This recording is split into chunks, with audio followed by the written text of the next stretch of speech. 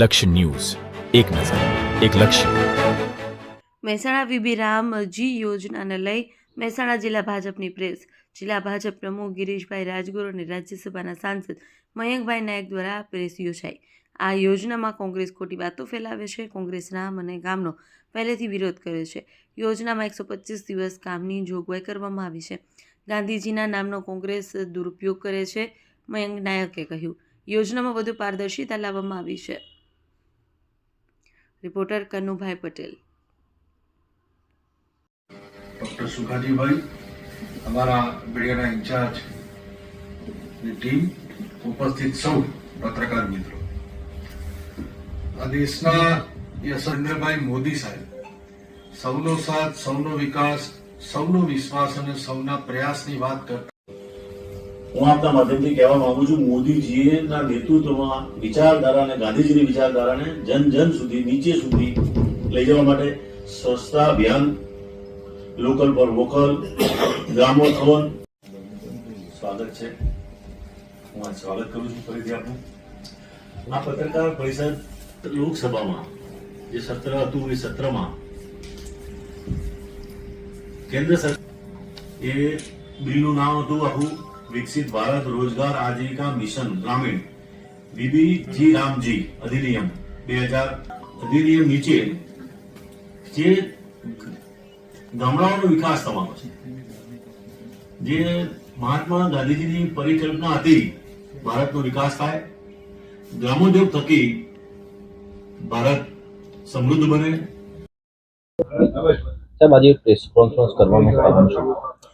આજે ગત સત્રમાં કેન્દ્ર સરકાર દ્વારા દેશના લોકપ્રિય પ્રધાનમંત્રી શ્રી નરેન્દ્રભાઈ મોદી સાહેબ અને કેન્દ્રીય ગૃહમંત્રી અને સહકાર મંત્રી શ્રી અમિતભાઈ શાહ સાહેબ દ્વારા જે લોકસભામાં બિલ રજૂ થયું અને વિકસિત ભારત રામજી બિલ 2025 મંજૂર થયું.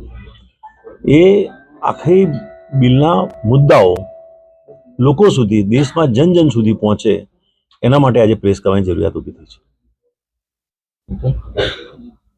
આજે રામજી યોજના બાબતે પ્રશ્ન પહેલા થતું તો અત્યારે નહીં થાય એવી માહિતી આપી. શું કહે છે?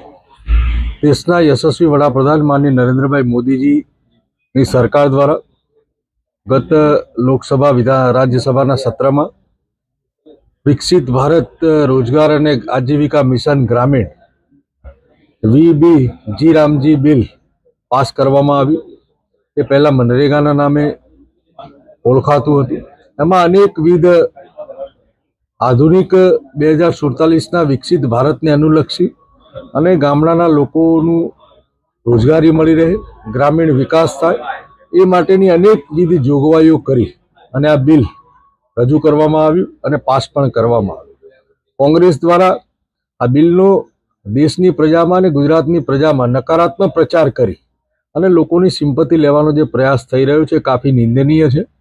રામના નામનો વિરોધ કરનારા લોકો આજે આ બિલનો પણ રામજી જે બિલ આવ્યું છે એનો પણ ખોટો વિરોધ કરી રહ્યા છે.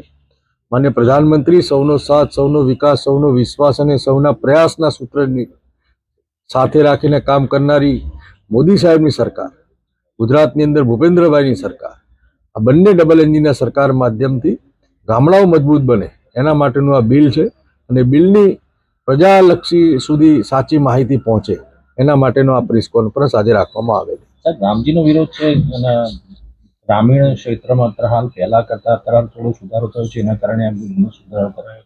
બિલ જે પહેલા બનેલું હતું મનરેગા બિલ એ કેવળ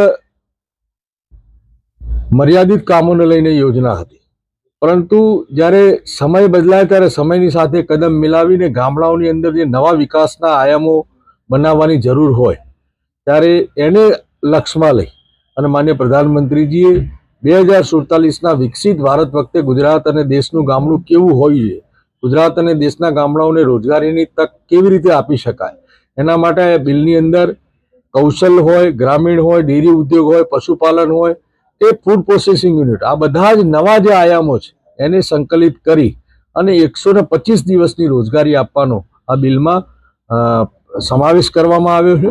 અને આ બિલના લીધે ગુજરાતનું અને દેશનું જે ગ્રામીણ અર્થતંત્ર છે એમાં જરૂર બદલાવ આવશે અને 2047માં જે વિકસિત ભારતનો સંકલ્પ છે ત્યારે દેશની સાથે ગામડું પણ શહેરો સાથે કદમ મિલાવે આ બિલના માધ્યમથી આપણને એના પરિણામો મળશે.